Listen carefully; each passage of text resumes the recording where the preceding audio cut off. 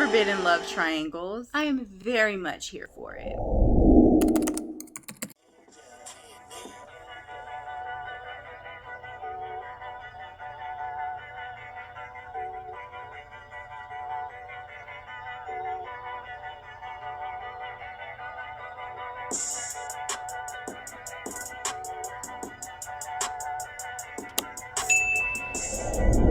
Hey y'all, welcome to the channel. If you're new here, welcome to the tribe, and if you are returning to Fiercely V, welcome back. So happy to have you. We are here today, well, tonight, to do another review and recap of season 2 P-Valley. Tonight we are on episode 4, and this was such a good episode. And I mean, to be fair, all the episodes have been really good episodes so far, but this one I felt like it felt really pivotal because it really set up like what the main conflicts for each character are going to be throughout the season, more than likely. So I hope y'all were paying attention to that, and if y'all weren't, I'm gonna let you know, because y'all know my predictions and stuff be coming true. I mean, I'm just saying. But anyway, I've been excited to go ahead and talk about this episode, so we're not going to waste any time. We're going to get right into it. Of course, while you're here, if you enjoy the video, make sure that you go ahead and give it a like. And then also, if you're feeling the vibe over here at Fiercely V, make sure that you subscribe to the tribe so that you don't miss any of my other video uploads. And without further ado, let's go ahead and get into P-Valley Season 2, Episode 4, which is titled Demethrius. So we start out Episode 4 with the freshly divorced lady from Season 1 in the Pank, blowing all her money, having the time of her life. If y'all don't remember, in Season 1, there was a lady that had came in on murder night and she had just got a divorce, or she had just won her divorce settlement. The reason she got divorced was because she had cheated on her husband with his mom. And so she was in the Pink, drunk as ever, blowing all her money in the Pink. Obviously, she was very much into, you know, the strippers, hence the, you know, sleeping with her husband's mom. And so, you know, she was just blowing all her money and child falling in love. I'm in love with a stripper. Oh, brother, this guy stinks! On her T-Pain vibes, and she had ended up going to jail, and she was in there with Mercedes and Mercedes' mom and all that good stuff. So Season 2, Episode 4, we're in the Pank with this same lady in the crowd doing the same thing she was doing in Season 1, blowing all her money on the strippers. She just having the time of her life, living it up. At one point, Whisper is dancing in front of her and just, you know, mesmerizing her, girl. And she end up going into one of the little private rooms and she's getting a lap dance from one of the strippers. And the stripper that she happens to be getting a lap dance from is Toy, who got them allergies and be sneezing on everybody. So they're in the middle of this dance, and Toy sneezes on this woman. Now, first of all, why was your mask off, ma'am? Because your mask was supposed to be on, number one. But neither one of them didn't have no mask on. And so it was so funny because they like slowed it down. And so you saw like all the spit particles flying from Toy's mouth into, it was kind of gross. But she sneezed on her. As soon as the woman gets sneezed on, boom, snap to her senses. She get up, start freaking out, going off. Turns out she works for the health inspector. Who knew? First of all, girl, you work for the health inspector, but you all up in a private room getting a lap dance from a dancer with no mask on. But anyway, nonetheless, after she gets sneezed on, she starts freaking out. She goes onto the stage and she's like, I'm shutting this place down. Y'all are in violation of all these different health codes. The Pink is officially from this point forward shut down. So once all the customers have left, she's in the back talking to Uncle Clifford and the girls and Big L, and she's basically letting them know y'all are in violation. Y'all are not being, 6 feet apart. She got her measuring tape out. She's like, this is how far apart y'all supposed to be.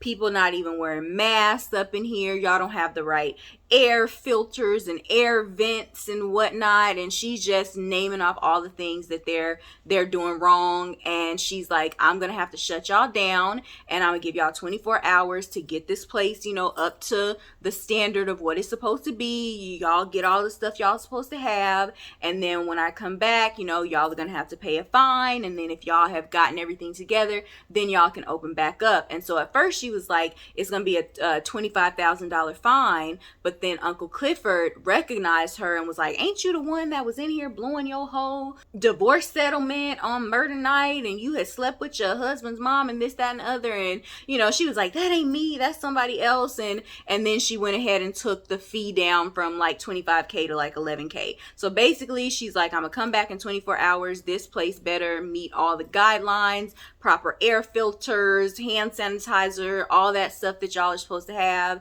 And then if that's the case, then I'll allow y'all to open back up. So obviously this is not good, considering the Pink just opened back up from being under like lockdown restrictions. So they just been able to actually start making money again. So this is the last thing anybody wants to hear. The girls go back into the locker room, and Roulette, you know, being the, you know, combative, messy chick that she is, she decides to come for Toy and is like, this is all your fault because you sneezed on her, da da da.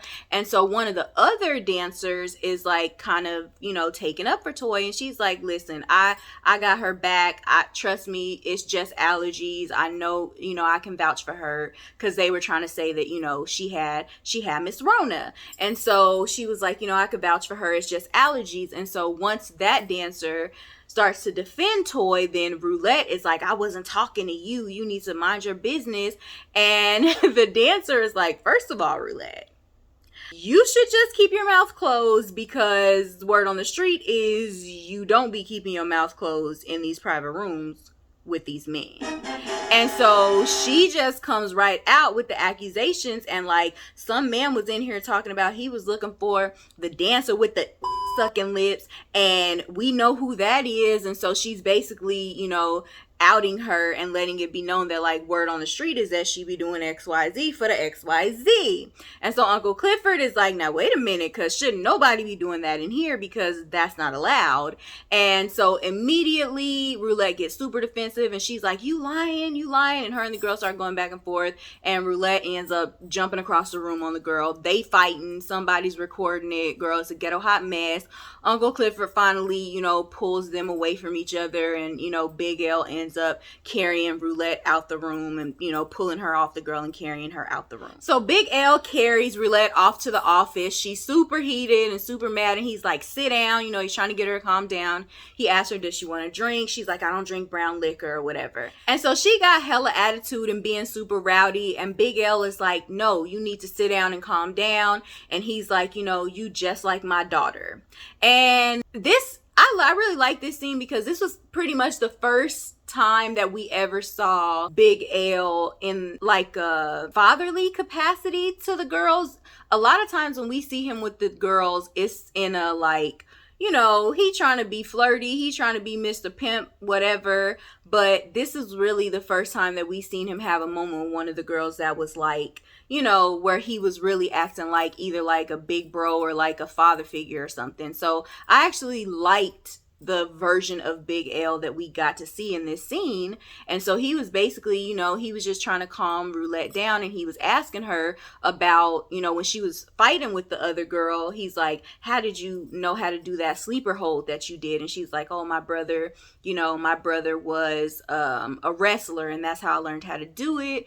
And Big L asked her about her brother, and she's like, I didn't come in here to do no therapy session and da da da. And so they're talking, and Big L basically is asking her like, well, you know, it seems like what the other girl, the accusation she was saying was true, because, you know, we seen you get out that car the other night. So what was you getting out that car from doing? Because remember, the last episode ended with her getting out the car. I guess one of her, you know, customers was dropping her back off, and Big L and Gidget's ex-boyfriend saw her getting out the car.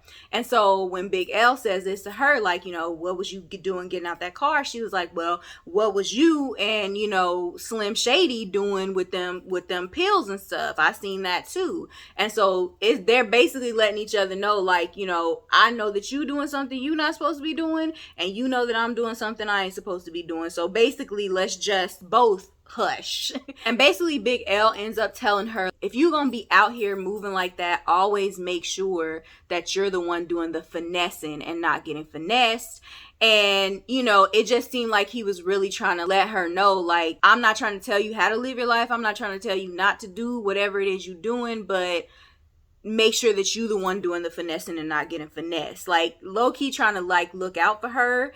So I don't know, I kind of like that dynamic. I knew that once she saw what Big L and Gidget's ex were doing, I knew that they was gonna have some sort of I won't tell on you if you won't tell on me situation going on between them. So I'm kind of interested to see how that's going to evolve into, I'm just interested to see how that dynamic is going to evolve, especially since Big L said that, you know, she reminds him of his daughter. Come on, character development. So Uncle Clifford and Mercedes are on the phone. Uncle Clifford is telling Mercedes about what went down at the club earlier, and because Mercedes wasn't there. And so they're having a conversation about that when Mercedes sees on the news it's her mom, and she's basically announcing that she's going to be running for mayor. And so Mercedes and Uncle Clifford are just kind of going back and forth about that. And Uncle Clifford is like, child, she ain't finna win, you know, Wayne got this city on lock or whatever. And so they're just kind of having a little back and forth about that. Now, if you've been watching my videos, then we already knew that Patrice was gonna run for mayor. We was just waiting for it to be official. Again, you know, the predictions be coming true. So we knew this was coming. And now it has been formally announced. So we see Keyshawn standing outside a beauty supply store. They have all of this promotional material for her new lash line called Miss Sip Lashes. And so she's taking photos and stuff, and we see that Gidget is there with her. They've stopped through in Jackson, Mississippi, so she could do this little beauty supply store promotion for her lashes, and then they're on their way to their next show, which is in Birmingham, and Gidget is gonna come with them. Keyshawn ends up running over to Lil Murda and them, and she's showing Lil Murda the video on her phone that somebody took of the fight that happened at the Pink with Roulette and the other girl. And so Lil Murda acted real cool when Keyshawn showed him that video, because it was Uncle Clifford on the video, and like Lil Murda was just like, dang, that's crazy. Like, you know, you excited to see Uncle Clifford. But anyway, Keyshawn's showing Lil Murda the video or whatever, and she was just like, man, was it always this ghetto at the Paint? And when she says that, Gidget is like, girl, yes. And if you want to know ghetto, the place I performed at in Nashville was super ghetto. And everybody else just side-eyes her immediately, especially Big Teak. The way Big Teak side-eyed her when she said that, I was dead. But you could just kind of see everybody just kind of side-eyeing her like, girl, first of all, because, I mean, Keyshawn is used to Gidget acting how she acts, but it just be a different story when you in mixed company. And it's just like, okay, first of all, Karen, I'm gonna need you to chill with the word ghetto. So you could just tell that was what everybody, that's exactly what was going on in everybody's mind when she said that. So I was like, okay, so this is Gidget's gonna cause some problems on this episode. I can see what's going on already. So just as they're about to get in the car and leave, Big Teak is actually watching something on his phone, and it's the news saying that a black man has been gunned down by the cops and people are doing protests and stuff. And because this season is centered around 2020, it's definitely giving that it's talking about basically talking about the George Floyd situation, but they never say that in the episode. But everything that they're talking about with the protests and this and that is pretty clear that that's what they're referencing when they keep mentioning this throughout the episode later on. So Big Teak is watching it on his phone, and he's like, man, another person gunned down, da da da. And when he says this, Rome is like, what that N-word do to get in trouble in the first place, or something along those lines. And I was like, child, not one of them. And we know what one of them is. The ones that look like us, that always somehow find a way to make it okay for that kind of stuff to happen to us. We all know somebody like that. And clearly Big Teak is, from the very first words that Rome spoke in that regard, it was very clear that Big Teak was not having it. So I was like, this is going to be a problem. So little homeless Haley living in the pank, and she got her little trash bag full of clothes or whatever, living in the club, and she hears some noises, so she kind of goes out into the hall to investigate, and she can hear noises coming from the Paradise Room. So she's looking down the hall towards the Paradise Room, and obviously she's scared, creeped out, because that's where all the everything went down. So she's just kind of looking down the hall and hearing things, and then all of a sudden there's a knock on the door. It startles her, and she goes to run and see who's at the door. And then when she goes to run to see who's at the door, we see the hat, and basically it's Martavius's spirit chilling in the cut. So they've been doing this pretty much this whole season, is just showing like all these different like little glimpses of Martavius. Like, essentially, child, the Paradise Room is haunted, okay? That's been clear throughout this whole season. So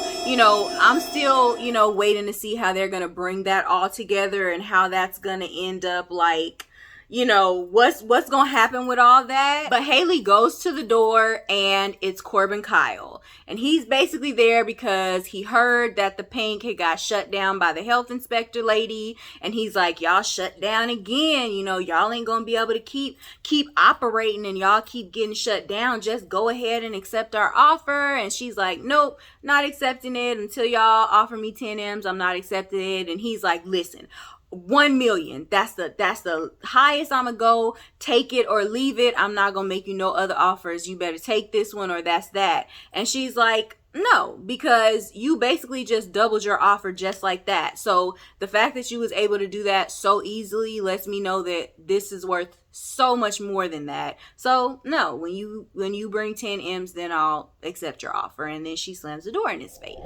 So child, Andre pulls up at his house in Atlanta, Georgia. And so he didn't bust through the front door. Honey, I'm home. And he hears some noises coming from upstairs, and it sounds like somebody choking. He needs some milk. Some choking noises. And he's like, what's What the is going on between the sheets in my home? on some Mr. Big type ish. So he goes upstairs, and he get upstairs, and his wife Brittany is up there giving the Gawk Gawk 3000 to her doctor coworker. I'm like, girl, I thought you was scared of COVID. So Andre immediately jumps at the dude, start choking him out. His wife is like, Andre, stop, let him go. So eventually he lets the dude go, and the dude's like, I can't get my clothes, and he's like, get out my house, and the dude have to run off without his clothes. No, the most hilarious thing about this scene is once the dude runs off, she's like, Andre, honey, where's your mask? And I was like, now girl, you in here throating the... So they get into it. They're going back and forth. He's like, I can't believe you had him in my house. She's like, I was just so lonely because, she's a doctor. So she hasn't been able to be in contact with Andre because she didn't want to give Andre the virus. So, a lot of people who worked in hospitals and stuff during 2020, they were isolating themselves from their families because they didn't want to give their families the virus because they were just around the virus constantly.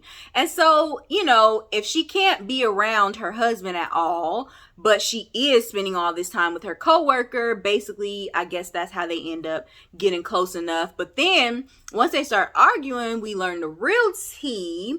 And apparently, you know, this doctor that she was messing off with is somebody that, like, has always been in her life. Her parents wanted her to marry this guy. They always wanted her to marry him because he's a doctor too. They never wanted her to marry Andre because he's just, you know, a young, you know, nobody from the Delta who don't have nothing, according to him.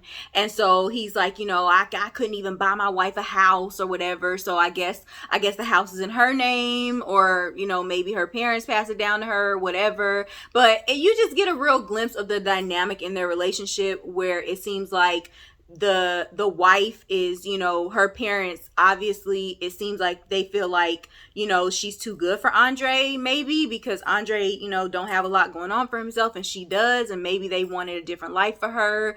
And, you know, it's clear that maybe she's like the breadwinner if the house is in her name instead of his. And my whole thing is this. Why I be preaching? Why I be going off on preaching tangents every time I do these? I can't help it. But my thing about men like Andre is this. It always be the men like Andre who are married to women who are extremely, like, intelligent and powerful and doing the damn thing that go out and cheat with a homeless Haley type chick. And what I mean by that is, now this is not to throw shade on dancers or anything like that, but it's very clear that Haley don't got nothing. She don't even got a house. She is living in the pink, okay? And it just seems like men like Andre who maybe feel like, you know, because they're, you know, maybe they feel like less of a man because they don't have as much money or they don't have as much status or whatever, especially if their wife is making more than them or has a better career or whatever, and they feel some type of way, they'll go cheat with a woman who has absolutely nothing because it's like, oh, now I feel like a man because she looks at me like I'm more than her and I have more than her. And it's just like, why you need outside sources to make you feel like a man? That sounds like a you problem. Men who feel less than because their wife is successful, it's like they always go out and find the women who have absolutely nothing to cheat with, because the only way they can feel like they're, you know, that dude is if the person they're dealing with has nothing. It's giving identity crisis. It's giving please go get therapy. But listen, I hate that they had to go down like this between Andre and his wife, because nothing about this woman up until this point gave us the impression that she would just be out here giving the sloppy top to her coworker while Andre was gone. Andre have literally been trying to get in Haley's draws since season 1. Every chance that Andre got to get in Haley's draws since season 1, he has taken it. He literally was in the room naked with her. The only reason it didn't go all the way was because his wife showed up at the hotel. So for them to make it be like Andre done all this stuff up until this point, running off the Chuckalisa every chance he can get, popping up at the pink every chance he can get, just trying to find an opportunity to get into Haley's panties, and they make it so that his wife is the one who cheats first. So now he just got, you know, he's justified to go smash Haley now. No, I don't like it. I don't like it. Because guess what? At the end of the day, Andre, you've been wrong since season 1. You've been dead ass wrong since season 1. And I don't care that your wife was in there giving the Gok 3000 to her coworker. If you go and smash Haley, you still wrong. I don't care. I said what I said. We not on your side. We not on your side, Andre. Like, it just seems like such an easy out to be like, okay, clearly we want Andre and Haley to be able to be together, but we don't want him to cheat on his wife, so let's just make his wife the cheater. Like, no, let him go ahead and do what he been trying to do since season 1, which is cheat on his wife. Because honestly, at this point, he already done it. Like, you done cheated on her at this point. Like, you done everything. You done cheated on her already at this point. I know that what the show is trying to do is make it justified for when Haley and Andre smash, but I'm still not here for it. You still wrong, Andre. So basically while Andre and his wife are going back and forth and they're arguing, and he's like, you know, your parents never wanted you to be with me. They wanted you to be with him anyway, and they never liked me, and this, that, and the third. And he's like, I was coming home to get your permission to put my bid in to be the mayor of Chucalissa. The deadline is tomorrow. And she was like, what? Why would you do that? Like, that's, you so crazy. Why would you do that? You're not going to win. And when she said that, it just crushed his little spirits, and he was like, wow, so you don't believe in me, and da-da-da. And so then, you know, that was kind of like, that just hurt his little heart or whatever. So Mercedes had gotten a text from Coach telling her to come out to the condo. So she gets there, and, you know, she got her little dancing outfit on or whatever. And she gets there, she's looking for Coach, but Coach is not there. His wife, Farrah, is. And so she's like, oh, I didn't know, you know, you was going to be here. I was expecting Coach or whatever. And so Farrah is like, oh, I'm just here, you know, getting my camera equipment or whatever. Because, of course, we know that she's a photographer. And it's a little bit awkward between them. And they're just kind of having a conversation about what happened the last time. And Farrah is like, you know, I had never done nothing like that before. And she was like, why did you, you know, have to get up and, you know, run out and leave us like that? And Mercedes is just like, oh, it was my daughter, you know, she needed me. And she shows Farrah a picture of Terica, and Farrah's like, oh, so you're, you know, so you're super mom basically. And Mercedes like, girl, if only you knew. No. But, you know, they're having this cute little back and forth or whatever. And so she's like, well, you know, I'll just get my things and, you know, be out of your hair or whatever. And so Mercedes ends up going up to that big pole that's in the middle of the room. And she just goes on there and starts twirling around, practicing, doing whatever. She's up there just, you know, playing around. And Farrah starts taking pictures of her. And she, at first Mercedes is like, now wait a minute, because all them documents and NDAs and stuff that y'all had me sign said no pictures, no public outings, and this, that. And, you know, Farrah is just like, it's cool, you know, I just, you know, sometimes I have itchy fingers, you know, I just had to capture this or whatever. And so Mercedes warms up to it, and so she's just kind of like twirling around, and Farrah is just snapping pictures of her. So Uncle Clifford, Haley, Big L, and Grandmother Ernestine are at the Pank. They're basically there to try and get everything up to code so that when the health inspector lady comes back, they could be good to go and they can open back up again. So they're basically, you know, just trying to make sure everything is clean, wiped down, hand sanitizer, all the air filters and stuff that the lady said they needed. Uncle Clifford was basically talking about how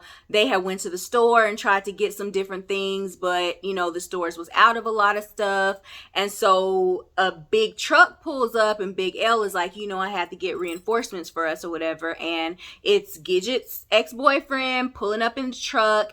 And so he opens up the back of the semi truck, and a whole bunch of, like, I don't know if they were Jamaican or Haitian men, but they come pulling out the truck. And so all these men jump out the back of the truck, and he's like, yeah, they're here to help y'all with whatever y'all need, and we got the supplies for y'all too and stuff.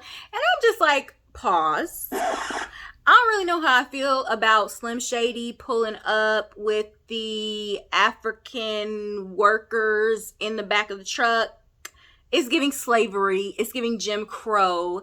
I don't know how I feel about it. But either way, you know, he's there to help. So it is what it is. Big L is like, you know, what took you so long? And he's like, oh, the highways was closed because of protests and stuff. It's pretty clear that they're, you know, showcasing like what was happening during the George Floyd protests. And so Uncle Clifford is out there, you know, getting all the, you know, the men that are there to help, you know, showing them where to go or whatever. And Toy sneezing ass pops up, and Uncle Clifford is like, first of all, what are you doing here? Because you the reason we in all this mess. And she's like, no, I'm here to help, you know, look what I brought. And it's all the girls and Diamond's fine ass. And he's like, yeah, you know, I was still on the group chat, so, you know, I had to come out and help or whatever. And so basically all the girls have shown up to help them get the Pink back to code so that it can be up and operating again. And Diamond decided to come to help out as well. So the Dirty Dozens crew is sitting in traffic. Traffic is backed up because of the protests. And Big Teak is in the back. He's trying to listen to the radio because on the radio they're talking about, what's going on with the protests and stuff. Meanwhile, Gidget is driving and she's trying to turn to a radio station and listen to music. And this very clearly upsets Big Teak. So he's in the back just fuming back there. And so Gidget ends up turning to a radio station. A song comes on and Lil Murda's like, hold up, is that DJ Never Scared? They realize it's a song by DJ Never Scared. And so they're like, dang, he on the radio, whatever. So they're hype about that. Gidget pulls out her phone and calls DJ Never Scared. And she's like, oh my God, we're listening. We're in the car. We hear your song on the radio. Congratulations. And you going up, you blowing up. She passes the phone to Lil Murda. And he's like, dang, you on the radio, you blowing up, da-da-da.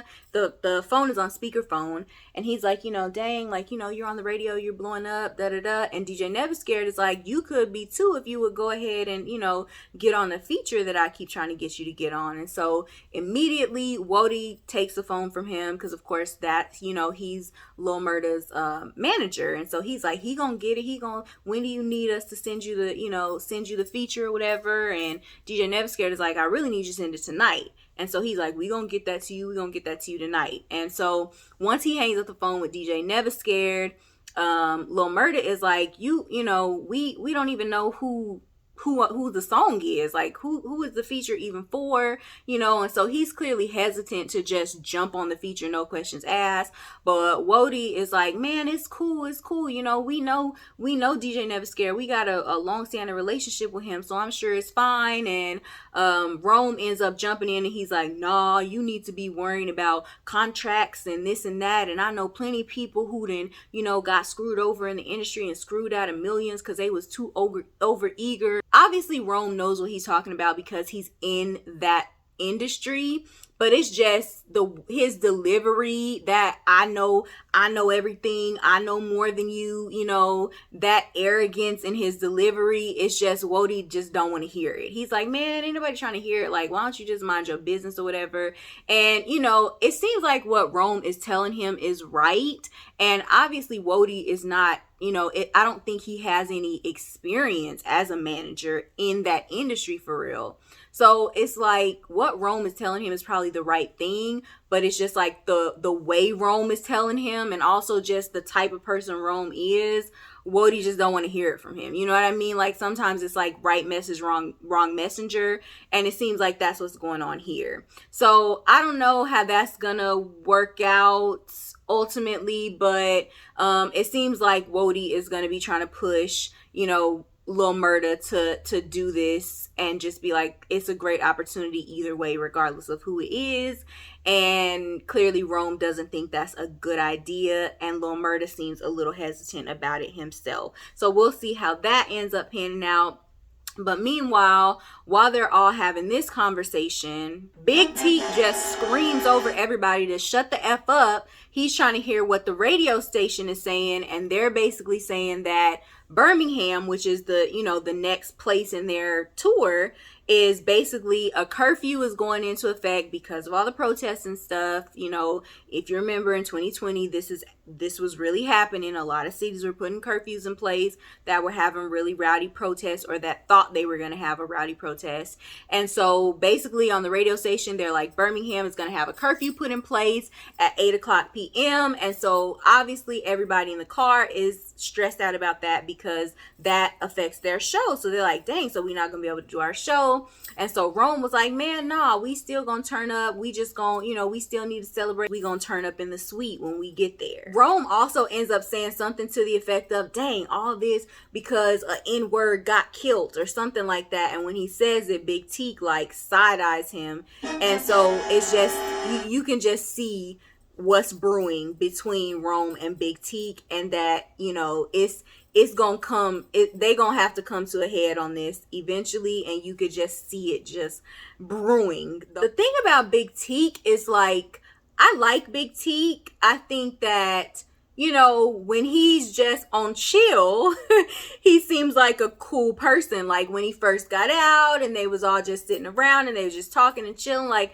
he seems like a cool person. But I mean, I understand that he's been in prison a long time and he's just getting out. And so maybe he just don't really understand how to interact with people on a level of like everything don't have to be you ready to like murk somebody, you know. It just seemed like his reactions are so over the top, but I guess maybe that's how you react to people in prison, you know. Somebody get out of line, it ain't just no slight misunderstanding, it's, you know what I'm saying, it can be whatever type of energy. And so it's just, I like Big T, and he seems like his heart is in the right place. It's just that his reactions to every little thing are so extreme. I'm just like, he gonna do something crazy. It's like a ticking time bomb a little bit. So back at the condo, aka the Love Shack, honey, Mercedes is still on the pole twirling around, and Farrah is taking pictures of her, and you know, they're just laughing and giggling or whatever, and Farrah is like, oh my god, I wish I could do that. And Mercedes is like, you can, you know, I can show you. And so she gives her a little cute little, you know, quick little pole tutorial, whatever. First Farrah tries to like climb on the pole, and then she falls off or whatever, and then they're like laughing and joking around, and Farrah is like, you know, gets down on all fours, and she's like, see, I can't twerk, I can't do XYZ. And so then Mercedes like gets all up on her, and she's like, this is where your twerk muscle is. And I'm like, oh, that's what it's called, a twerk muscle, if you say so, Mercedes. So they have this real, you know, little moments, you know. Now, mind you, they've already had, you know, their intimate time, but Coach was there with them. So at this point, it's just the two of them. So, you know, they're having this little moment or whatever. And so Farrah gets up and she's like, you know, I really wanted to hate you. And she's like, but it's crazy because I just end up hating, you know, and she's about to say I end up hating me, but then she just immediately like walks away. And so Mercedes is like, you know, it's okay, like it's cool. And, you know, she's trying to like, you know, like comfort her because she can see that she's like getting a little emotional. And Farrah is like, she says something about, you know, who would have thought I would be, you know, telling my feelings to a stripper. And when she says that, it catches Mercedes completely off guard. And it's just like, wow, like we literally are having this like cool moment. And then you just, boom, I'm right back down to just being some stripper. You know what I mean? So Mercedes did not like that at all. So she's like, you know what, you can go, I'll, you know, wait for Coach, you know, whatever. And so that's when Farrah comes clean and it's like, actually, it wasn't Coach who texted you and told you to come over here. It was me. I just, you know, I've never met a woman like you who's so just like about her stuff and this, that, and the other. And I'm like, you a little sneaky, Farrah. You just, And so they have another little moment or whatever. And so they're just getting closer and closer. And then it's just like, boom, chicka, wow, wow, hot girl on girl action. Why am I like this? No, but seriously, they have a very intense little scene between the two of them. And all I just keep thinking is, I don't think Coach envisioned that Mercedes was going to steal his wife when he set all this up. I don't think that's how he planned this out. I think he thought that he was going to have his cake and eat it too, but I don't think he thought that that Mercedes was gonna be to snatch his wife on up. This is a very interesting little turn of events. So all the ladies are at the paint, they're getting everything ready for the inspection, and they're also watching video footage from the protests and stuff on the TV. And all the girls are kind of gathered around, and they're basically just lusting after Diamond Child, and rightfully so. Because, I mean, the man is fine as hell. And so they're basically just like, yeah, you know, I heard that, you know, he left the paint because he was going crazy, you know, with flashbacks from the war again. And then Toy, the sneezing girl, is like, well, I heard he left the paint because, you know, him and Keyshawn's baby daddy got into it and Keyshawn had shot at him and da-da-da-da, which is hilarious because that's actually what happened. So all the girls are just talking about him and they're just lusting lusting after him and talking about, well, I would want him to put his healing hands on me and this, that, and the other. And the whole time, Big Bone is just kind of in the cut, just kind of listening. And so she's just kind of listening to what they're saying about him. And Diamond ends up going off to take some boxes somewhere, and he ends up going into the Paradise Room. And I'm like, boy, why you going here? Now, you the spiritual leader. You already knew it was some stuff going on in relation to this room, so why you even go in here? But he go into the Paradise Room. As soon as he walk in there, as you can tell, he immediately feels the evil spirit or whatever it is, and he's just looking hella spooked walking through there. And I couldn't tell if it was some water on the floor or some blood on the floor. Either way, I'm like, why is it hella blood on the floor? And even if it's water, why is it hella water on the floor? But also, is that part of Diamond's imagination? Like, was he imagining that? Or was it really hella like water or something, hella liquid on the floor? Don't know, but either way, he's walking through the Paradise Room. The floor is hella liquid on the floor. Don't know if it's blood, water, whatever it is. A hand starts reaching through there.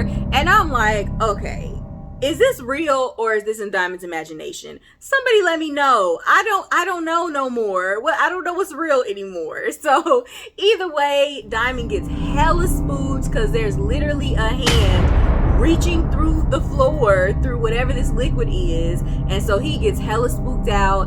Big L comes in and he's like, you okay? Is everything okay? And Diamond's like, no, I'm good.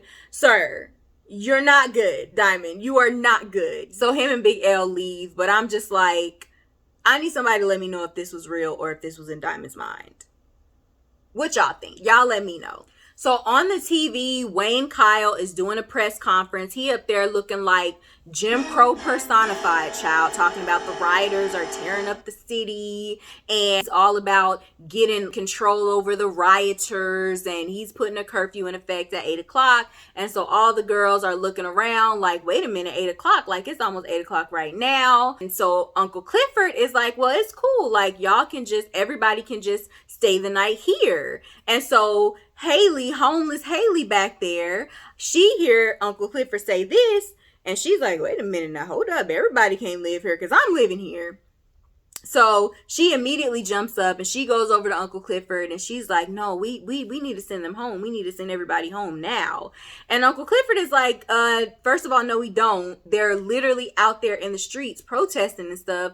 I don't want them to be out there in this. Like, anything can be going on out there. I don't want to even send them out there. And Uncle Clifford is like, plus we're not done. We're still not done getting ready for the inspection. So some of the girls are just like, you know, hey, well, I'm going to go ahead and go. You know, a few of the girls decide to go ahead and leave, but some of them end up deciding to stay. So then on the TV, it switches from Wayne Kyle at the press conference to Pastor Woodbine. She's out in the streets with the protesters and she's basically, you know, she's praying and gassing them up. She's clearly on the side of the protesters. So it's basically showing that dynamic of, you know, here's your two, you know, candidates for mayor. You got Wayne Kyle on there talking about, you know, y'all are rioting and tearing up the streets and I'm, you know, law and order type vibes. And then you got Pastor Woodbine, who is actually in the streets with the protesters. She's like, I feel y'all's pain.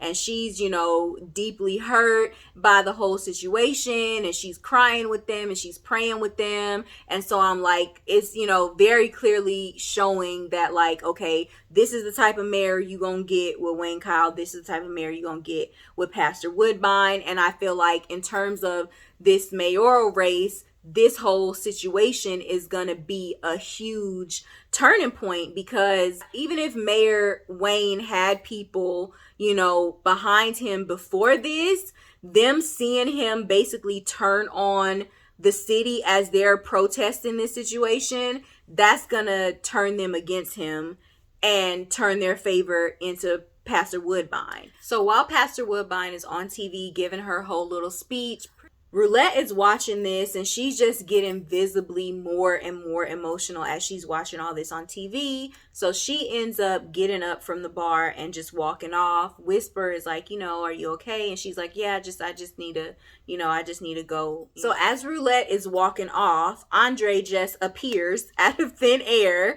because, obviously.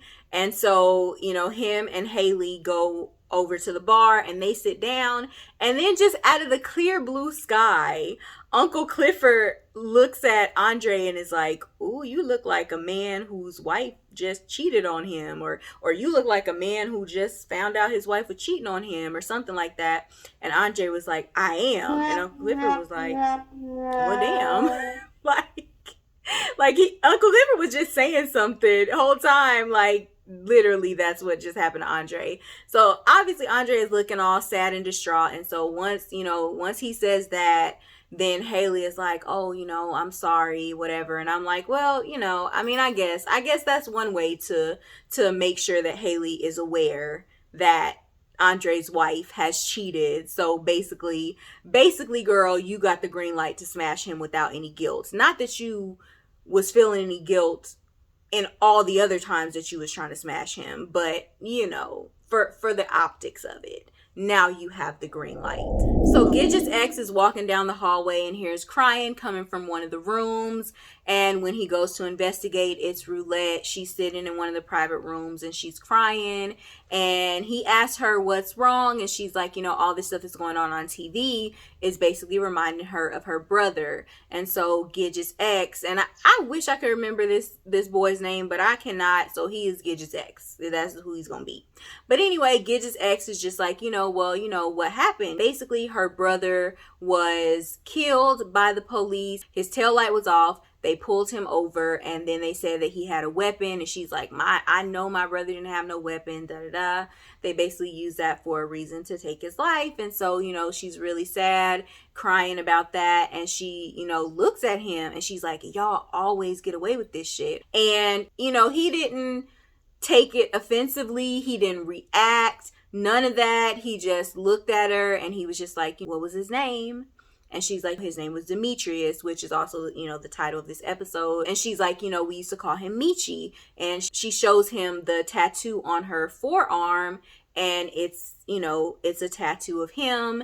And I really, really, really liked the fact that Gidget's ex, when she said, y'all always get away with this shit. Like, he could have been like, what do you mean, y'all? Like, I'm not like that. I'm not one of them type of, but he didn't. He let her get out her emotions. He let her vent. He let her say what she had to say. He asked, he was calm. He didn't react at all. He's like, well, what was your brother's name? And I loved it. That's the reaction of somebody who is like a real ally and who is who understands that this is not about me. Like, yes, you're saying y'all and you're lumping me in with the people that do stuff like this, but I understand that it's just out of hurt, and I'm not gonna, this is not about me. This is about you being hurt at the loss of your brother and needing to get this out. So as a friend and as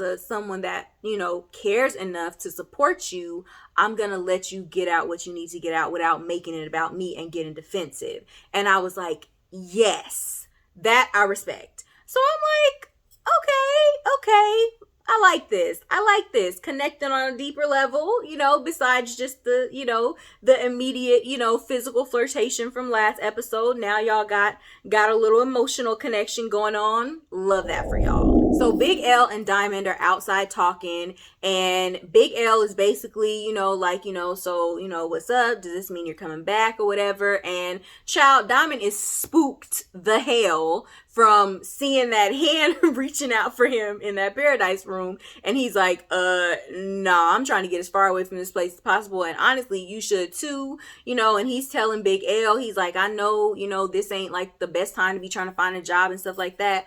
But he was like, you need to get as far away from this place as possible. I don't know how this place can survive this situation.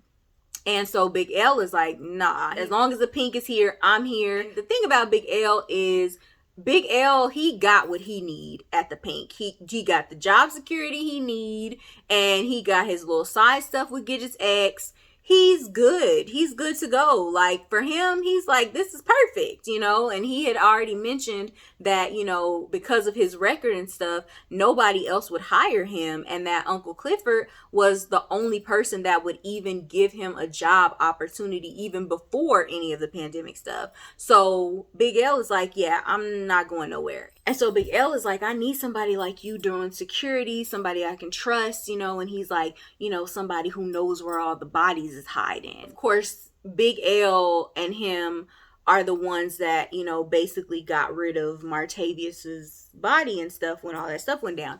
So I'm just like, in that scene, I couldn't really tell if Big L was just trying to like use that situation to bond with him, or if Big L was trying to use that situation to like low-key blackmail him into coming back. I don't know. I couldn't really tell what Big L's angle was when it came to that. Is Big L trying to say he needs somebody that know where all the bodies are hidden because he needs somebody that's going to be on his side in case shit hit the fan up in the Pink, especially with Haley trying to sell it and stuff like that? Is that what he was trying to get at? Like, you know, we may need to use that knowledge to our advantage, you know, if we have to go against her. I don't know. Y'all let me know. I couldn't really tell what angle Big L was coming from in that conversation. So once he finishes this conversation with Big L, Diamond goes off for a smoke and he sees Big Bone